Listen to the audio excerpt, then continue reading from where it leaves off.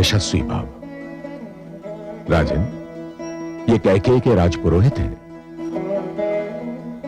आयुष्मान भव राजन।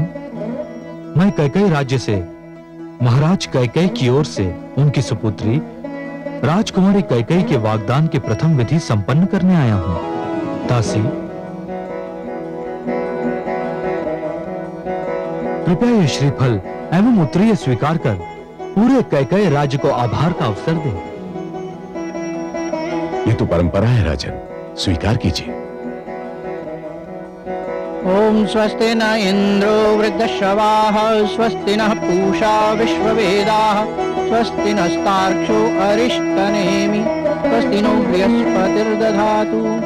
राजपुरोहित जी, इस विधि से रघुकुल ने राजकुमारी कैकेयी को अपनी कुलवधू के रूप में और राजा दशरथ ने अपनी भार्या के रूप में स्वीकार किया, और मैं रघुकुल का कुलगुरु होने के नाते इस विवाह को संपन्न कराने की घोषणा करता हूं। शुभमस्तु।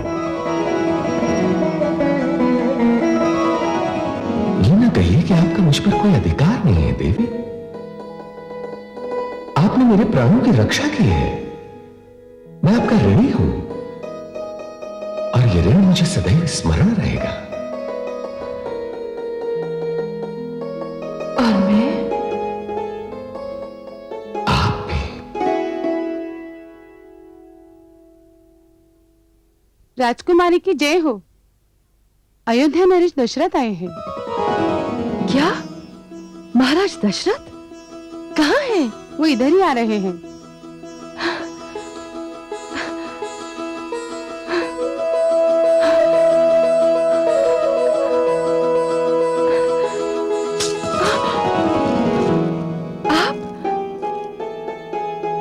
मुझे देखकर आश्चर्य हो रहा है देवी।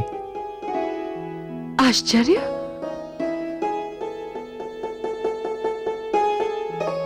मुझे अपने नेत्रों पर विश्वास नहीं हो रहा है। कहीं मैं स्वप्न?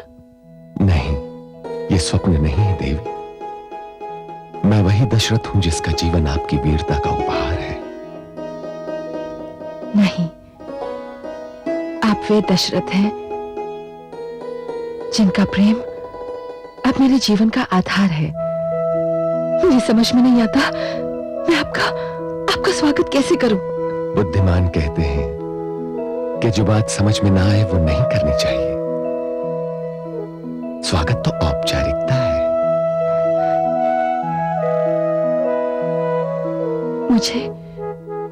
मुझे विश्वास नहीं था कि आप इतनी शीघ्र लौट आएंगे। और मुझे हर पल स्मरण था कि यहां मेरी प्रतीक्षा की जा रही है, और यह भी स्मरण था कि यहां कौन मेरी प्रतीक्षा कर रहा है। मेरे नेत्रों पर आपके चित्र और मन पर आपकी स्मृति का सर्वाधिकार हो चुका है राजन।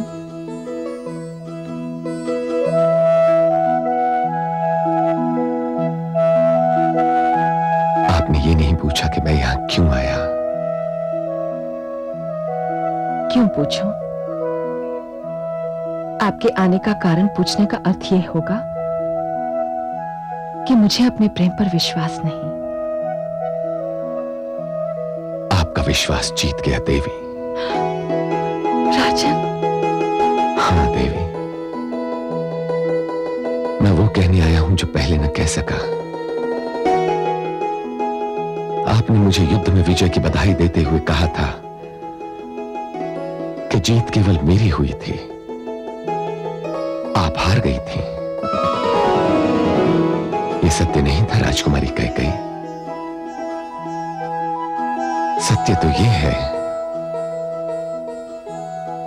कि युद्ध क्षेत्र में जब आपके काले घने केश खुलकर बिखरे थे और श्रावण की उस घटा से मुझे आपका मुखचंद्र दिखाई पड़ा था, मुझे उसी क्षण विश्वास हो गया था कि मैंने भी अपना बहुत कुछ हार दिया है। मैं जान गया था कि ये क्षण अब जीवन के किसी भी क्षण मेरा साथ नहीं छोड़ेगा। हाँ देवी, मैंने आपके पिताश्री का शगुन स्वीकार कर लिया है।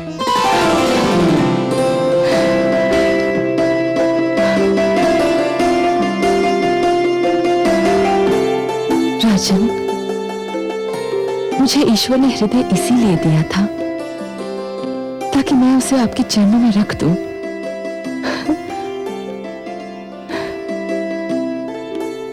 और मैंने उस हृदय को बड़े प्यार से उठाकर अपने हृदय में रख लिया है।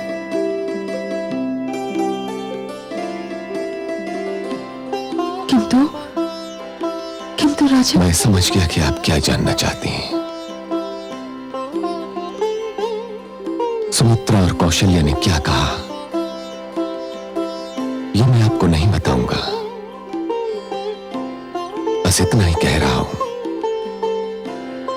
कि वे दोनों व्याकुलता से आपकी प्रतीक्षा कर रही हैं।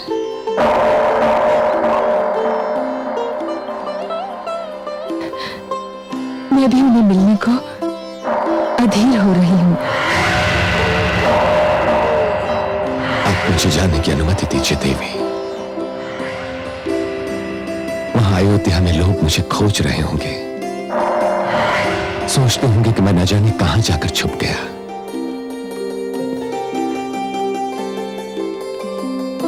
अयोध्या वाले शीघ्र ही जान लेंगे कि आप केवल मेरे हृदय में ही छिप सकते हैं।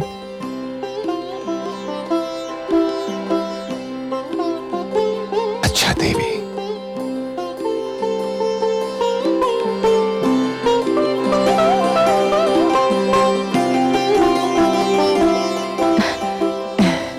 महाराज, ये मेरी धाई मां मंत्रा है।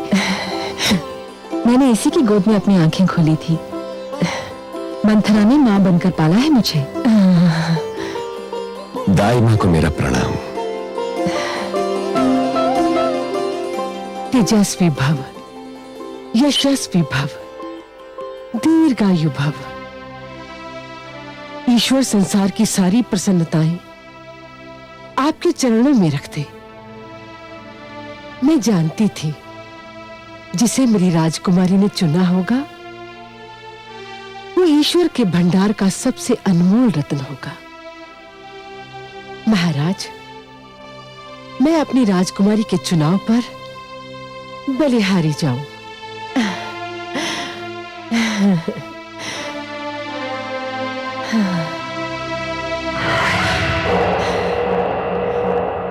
वाह पुत्री, चुना भी तो 2 पत्नियों वाला पति।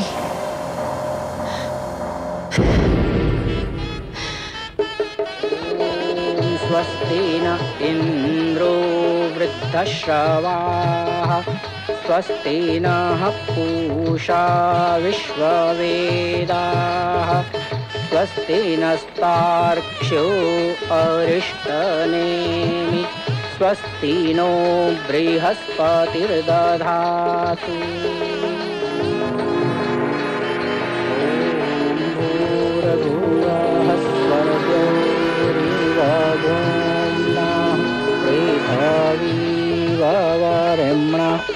तस्यास्ते पृथ्वी।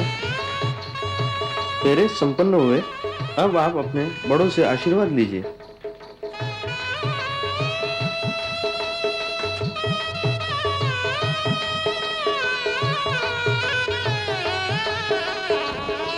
आयुष्मान भव, आयुष्यमती भव। हे महाराज, मैंने अपनी पुत्री को बड़े लाड़ प्यार से पाला है। कभी कोई ऐसा अवसर नहीं आने दिया कि इसकी आंखों में अश्रु छलक पड़े। मैंने इसकी हर इच्छा पूरी की है। आज ये मुझसे विदा हो रही है तो मेरा हृदय फटा जा रहा है। मेरी पुत्री का ध्यान रखिएगा महाराज। इन्हें कोई कष्ट नहीं होगा, वहां इनकी हर इच्छा पूरी होगी। अयोध्या में इतना स्नेह मिलेगा कि कैकेयी भूल जाएंगी।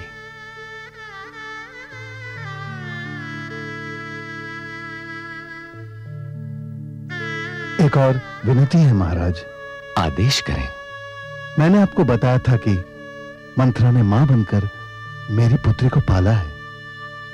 मुझे भली भांति याद है। यदि आपको आपत्ति न हो तो मैं मंथरा को कैकेयी की देखरेख के लिए आपके साथ भेज दूं। आपत्ति? मुझे हर्ष होगा।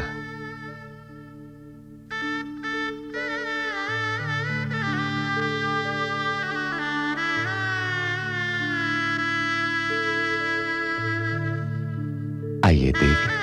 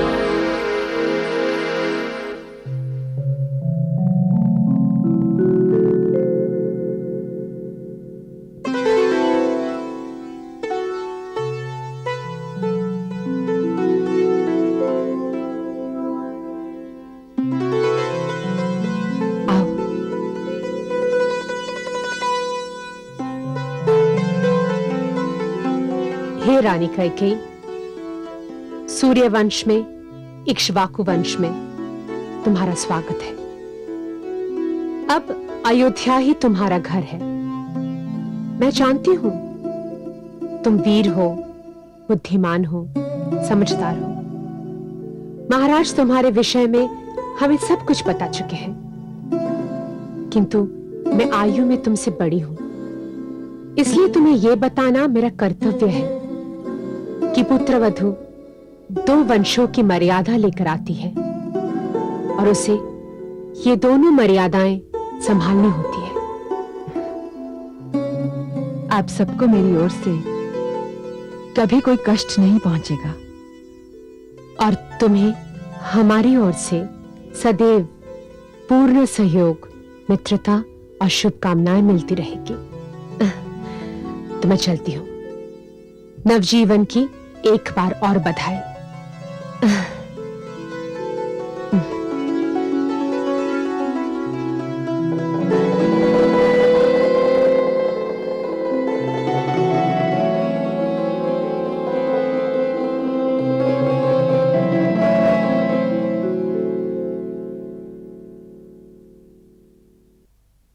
स्वामी, मुझे आपसे यह कहने की आवश्यकता तो नहीं, किंतु फिर भी आप जिसे अर्धांगिनी बनाकर लाए हैं उसके साथ वही व्यवहार कीजिए जो मेरे और सुमित्रा के साथ करते रहे हैं। उसके प्रति कोई अन्याय न होने पाए। वो अपना देश छोड़कर आई है, अपने पिता की लाडली है।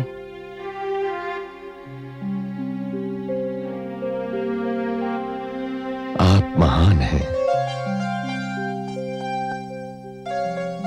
पटरानी होते हुए भी कैकेयी के प्रति जो प्रेम और स्नेह का प्रदर्शन आप कर रही हैं, ये गुण हर स्त्री में नहीं होता। साधारणतया एक स्त्री दूसरी स्त्री को अपने अधिकारों का एक अंश भी नहीं देती, और आप। मुझे सूर्यवंश और इक्ष्वाकु वंश का हित अपने हित से अधिक प्रिय है महाराज। यह आग्रह मैं और मेरे साथ बहन सुमित्रा केवल इसलिए कर रही है कि रघुकुल को उत्तराधिकारी मिल जाए। कौन जाने, राजकुमारी कैकेयी रघुकुल के लिए एक वरदान सिद्ध हो। अब जाइए महाराज, राजकुमारी कैकेयी आपकी राह देख रही होगी।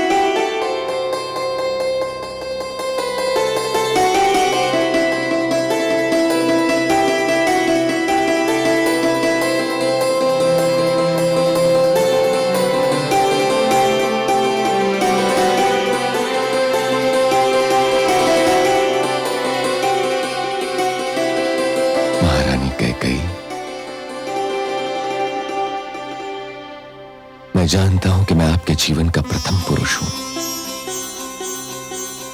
और मैं ये भी जानता हूं कि आप मेरे जीवन की प्रथम नारी नहीं हैं। किंतु इसका यह अर्थ नहीं कि आपकी महत्ता किसी से कम है। हाँ, यह संभव है कि आपने जिसे नायक चुना है वो सर्वश्रेष्ठ सिद्ध ना हो।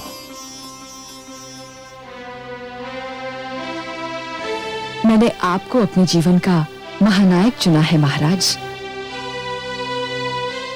सर्वश्रेष्ठ कौन होता है, क्या होता है, इसकी व्याख्या केवल मैं कर सकती हूं। यह अधिकार मेरा है।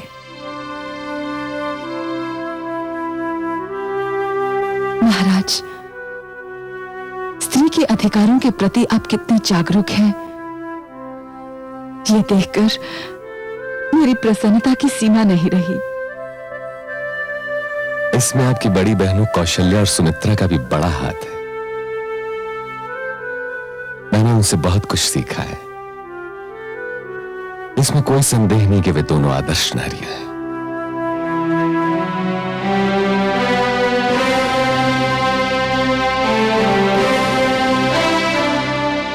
महाराज, इस कुल में आने से मैं धन्य हो गई। आपके संग नवजीवन आरंभ करने से पहले मुझे अपनी बड़ी बहनों से आशीष ले आने दीजिए। चलिए, मैं भी आपके साथ चलता हूं। नहीं महाराज, मैं अकेली जाना चाहती हूं। जैसी आपकी इच्छा।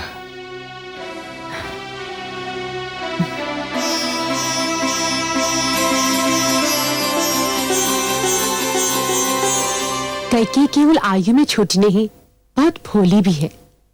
और प्रसन्नता की बात यह है कि उसके मन में हम दोनों के प्रति बहुत आदर है। मुझे भी वो पहली दृष्टि में ही भा गई। ईश्वर करे वो महाराज के वंश को हरा भरा बना दे। इस भवन में किसी नवजात शिशु की किलकारियां गूंजने लगे। ऐसा ही होगा दीदी। सत्य कहते हो सुमित्रा, यदि कैकेयी के गर्भ से शिशु जन्मा तो मैं उसे अपनी संतान समझकर कलेजे से लगा लूंगी।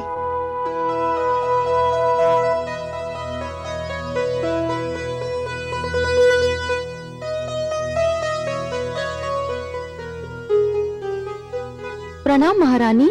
नई महारानी द्वार पर खड़ी हैं। द्वार पर खड़ी हैं? जी।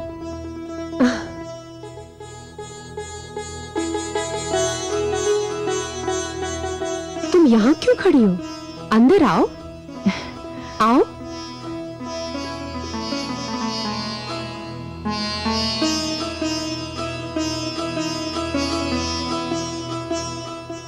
तुम द्वार पर क्यों खड़ी थी बहना? भीतर आना चाहिए था। मैंने सोचा कदाचित आप दोनों कुछ निजी बातें कर रही हैं। अब यहाँ ऐसे कोई निजी बात नहीं होगी छोटी रानी जिसमें तुम सम्मिलित ना हो। अब तुम हम सब के जीवन का अंश हो। नवजीवन आरंभ करने से पहले मैं आप दोनों का आशीर्वाद लेना चाहती थी।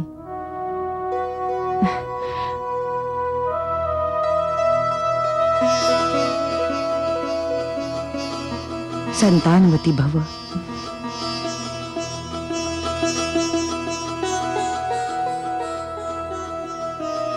सौभाग्यवती भव। मैं आप दोनों को विश्वास दिलाती हूँ कि मैं आप दोनों की छोटी बहन ही बनकर रहूंगी। और हम दोनों तुम्हें विश्वास दिलाते हैं कि हम तीनों बहनों की भांति मिलकर रहेंगे। अब तुम अपने कक्ष में जाओ, महाराज प्रतीक्षा कर रहे होंगे। चल आओ।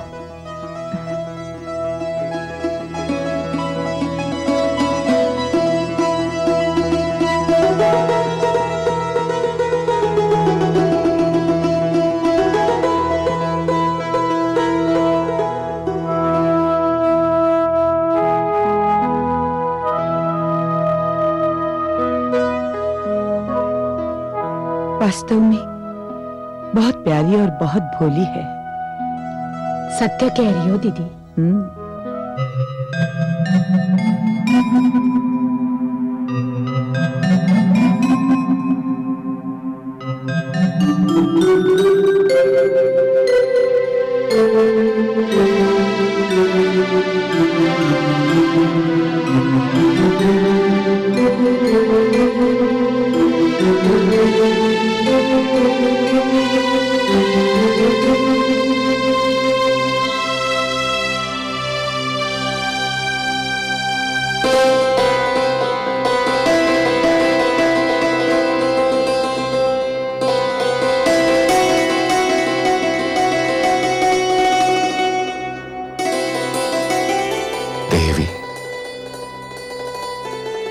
मैंने आपको वचन दिया था कि जीवन में किसी भी समय आप 2 वर मुझसे मांग सकती हैं।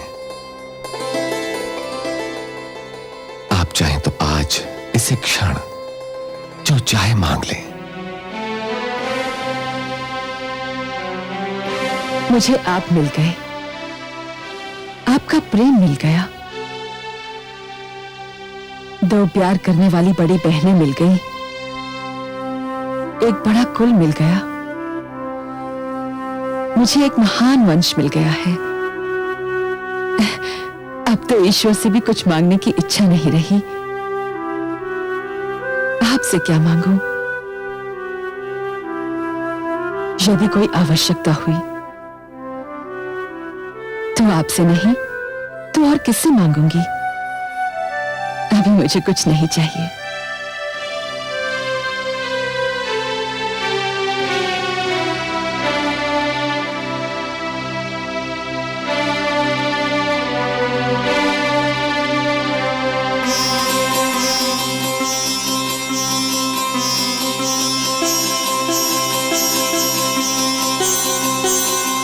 तो फिर ये तुच्छ भेंट स्वीकार कीजिए।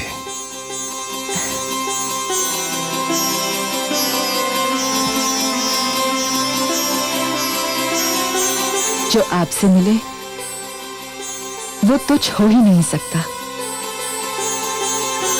क्योंकि उसमें आपके हाथों की सुगंध खुली होती है।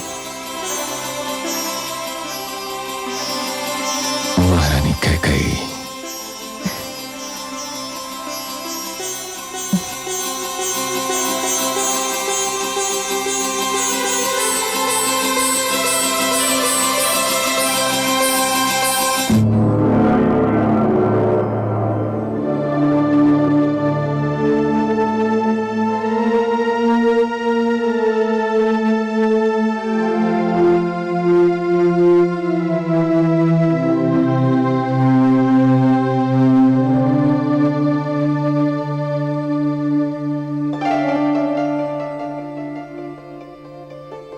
बड़े गहरे चिंतन में डूबी हुई दिखाई दे रही है महादेवी। किस समस्या ने आपका ध्यान अपनी ओर आकर्षित कर रखा है? कुछ नहीं कमलनयन, मैं अयोध्या नरेश दशरथ के भाग्य की विडंबना के विषय में सोच रही थी। विडंबना? विडंबना कैसी महादेवी? इस क्षण तो उनके जीवन रूपी सागर में सुख का ज्वार आया हुआ है। उन्हें कौशल्या और सुमित्रा जैसी देवियों का साथ तो प्राप्त था ही, अब देवी कैकेयी जैसी वीर, सुंदर और साहसी स्त्री उनके जीवन में सुख का संदेश लेकर आई है। सुख का संदेश? तो क्या आप भी कौशल्या सुमित्रा की भांति यही समझते हैं कि कैकेयी राजा दशरथ को वो दे सकेगी जो वे दोनों न दे सकी? कैकेयी राजा दशरथ को संतान दे पाती है अथवा नहीं, ये तो केवल विधाता जानते हैं महादेवी, परंतु इसमें चिंता की क्या बात है? मुझे चिंता है सर्वेश्वर, मुझे चिंता है। यदि दशरथ को संतान नहीं मिलती है तो उन्होंने आज जिस सुख का अनुभव किया वो क्षणिक सिद्ध होगा, और यदि उन्हें संतान मिलती है तो श्रवण के माता पिता का श्राप उनकी ताक में है। आपकी चिंता सर्वथा उचित है महादेवी। श्रवण के माता पिता का श्राप उनके दुखी हृदय की पुकार था, और आप तो जानती हैं महादेवी कि दुखी हृदय की पुकार अपना रंग दिखाए बिना नहीं रहती। तो क्या श्रवण के माता पिता का श्राप ही किसी नई कहानी का कारण बन जाएगा?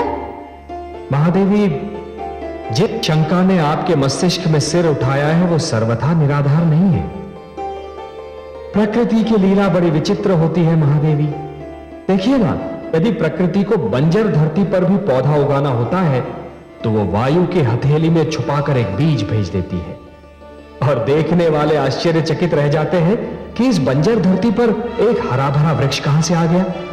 हे कमलनयन, तो क्या वास्तव में वही श्राप राजा दशरथ के जीवन में संतान सुख का कारण बन जाएगा? इसका ज्ञान भी विधाता को ही है महादेवी, परंतु हां, मैं आपको एक बात अवश्य बता दूं। बताइए। महादेवी, हर कथा का कोई ना कोई कारण अवश्य होता है, हर घटना का कोई ना कोई आधार अवश्य होता है, और हर अनहोनी किसी न किसी विशेष परिस्थिति में ही जन्म ले सकती है। महादेवी, वो कारण कभी कभी अपने ही पास होता है तो दिखाई देता है, तो कभी इतना दूर होता है कि उसे देखना संभव ही नहीं होता। हे सर्वेश्वर, आपकी बात पूर्ण रूप से मेरी समझ में नहीं आई। महादेवी, कभी कभी होने वाली घटनाओं का कारण घटनास्थल से दूर होना भी तो संभव होता है।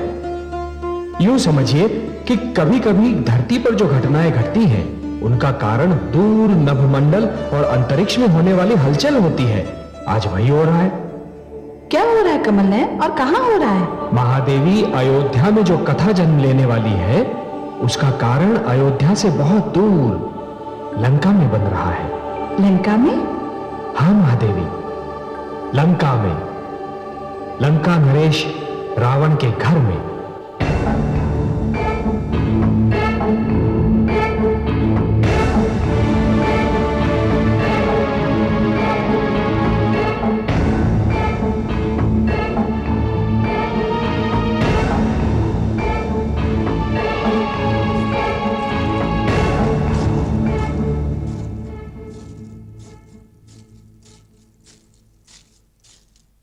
आइए महारानी, विराजिए।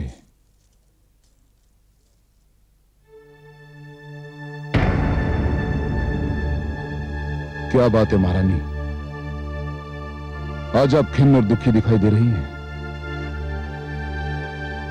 हाँ स्वामी, मैं दुखी अवश्य हूं। मैं आपके दुख का कारण जानता हूं। क्या जानते हैं आप? आप मेरे उस दिन के व्यवहार से दुखी हैं जब मैंने युद्ध भूमि से लौटकर आरती का थाल फेंक दिया था, दीप बुझा दिए थे। महारानी, मैं उस दिन के व्यवहार की क्षमा मांगता हूं। मुझे विश्वास है कि आप समझ गई होंगे कि उस समय मेरी मनस्थिति क्या रही होगी। दशरथ के हाथों पराजय ने मुझे अत्यंत हताश कर दिया था, और उसी आवेश में आकर मैं आपका तिरस्कार कर बैठा। स्वामी, वो हमारे घर की बात थी। मैंने आपके क्रोध का कारण जानकर उस बात को भुला भी दिया। तो फिर अब क्यों दुखी दिखाई दे रही हैं? इसका कारण बाहर की बात है स्वामी। घर के भीतर की बात दब सकती है, दबाई जा सकती है, किंतु बाहर की बात न दब सकती है न दबाई जा सकती है। वो वायु के कंधों पर सवार होकर सारे संसार में फैल जाती है। महारानी मंदोदरी, मैं जानता हूं कि आप महान बुद्धिमान हैं।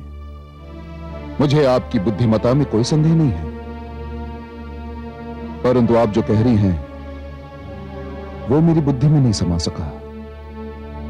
क्या आप अपनी बात के लिए स्पष्ट और सरल शब्दों का चयन नहीं कर सकती? मैं जानना चाहता हूं कि आपके दुख का कारण क्या है। स्वामी, कुछ ऋषि पत्नियां मेरे पास आई हैं। ऋषि पत्नियां आपके पास क्यों आई हैं? संभवतः इसलिए कि वो समझती हैं कि मैं नारी हूं और नारी होने के नाते मैं उनकी सहायता कर सकती हूं। क्या सहायता चाहती है वे आपसे? हे लंकेश, सुना है आपने ये आदेश दिया है कि हमारे राज्य की सीमा में जो भी ऋषि यज्ञ करेगा उसे कर भरना होगा। तो क्या राजा होने के नाते मुझे कर लगाने का कोई अधिकार नहीं है महारानी? अधिकार है स्वामी, पर कर उन पर लगाया जाता है जो कर भरने की क्षमता रखते हों, जो इस योग्य हों। ये दुखियारे तो दान दक्षिणा पर अपना जीवन व्यतीत करते हैं। ये कर भरने के लिए धनराशि कहां से लाएंगे? मुझे तो आपकी चिंता निराधार दिखाई पड़ रही है महारानी, क्योंकि इस समस्या का समाधान तो बहुत सीधा साधा है। वो क्या? ऋषिगण यज्ञ करना छोड़ दें, वे हमारे कर से मुक्त हो जाएंगे। आप उनसे ये कह रहे हैं कि वो अपना धर्म छोड़ दें? मैं उनसे ये कह रहा हूं कि लंका पर मेरा राज्य है, रावण राज्य, और मेरे राज्य में किसी को ऐसा कोई कार्य करने की अनुमति नहीं जो मेरी इच्छा से मेल न खाता हो। क्षमा करें लंकेश, किंतु प्रजा के किसी भी वर्ग से यह कहना कि वो अपना धर्म, अपने सिद्धांत त्याग दे, राजा की महानता के विरुद्ध है। और राजा की आज्ञा की अवहेलना प्रजा के किसी भी वर्ग के लिए दंडनीय है। यदि ऋषिगण यज्ञ करना चाहते हैं तो उन्हें कर देना होगा, और यदि वो कर नहीं दे पाते तो उन्हें दंड भोगना होगा। और वो दंड क्या होगा? कुछ अधिक नहीं महारानी, कुछ अधिक नहीं। आप तो जानती हैं कि मैं बहुत न्यायप्रिय हूं। जो कर नहीं देंगे अथवा दे नहीं पाएंगे, उनके शरीर से विशेष मात्रा में रक्त निकाल लिया जाएगा। सो बात बहुत सरल है। जो भी यज्ञ करना चाहे करे, उसे स्वतंत्रता है। मैं किसी की स्वतंत्रता को कुचलना नहीं चाहता। बस जो कर नहीं देंगे उन्हें रक्त देना ही होगा। क्यों, है ना न्याय संगत? हे ईश्वर, ये न्याय संगत है। ये न्याय संगत है। महारानी, आपसे मिलने जो ऋषि पत्नी आई हैं, उन्हें मेरी ओर से शुभ समाचार दे दीजिए कि मैंने उनकी समस्या का बहुत सरल समाधान बता दिया है। अब मुझे अनुमति दीजिए। बहुत सारे ऋषिगण पकड़ कर लाए गए हैं, मुझे उनको भी न्याय देना है।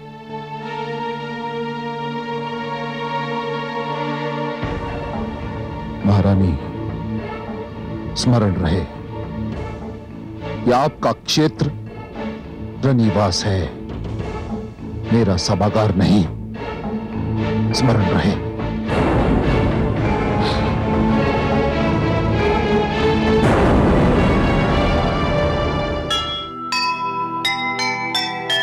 कर लेने के नाम पर बहे रक्त की धार, यह कैसा अन्याय है, कैसा अत्याचार। त्राही त्राही सब कर उठे, कांपे तीनों लोक, सबके सब पीड़ित जहां, कौन हरेगा शोक।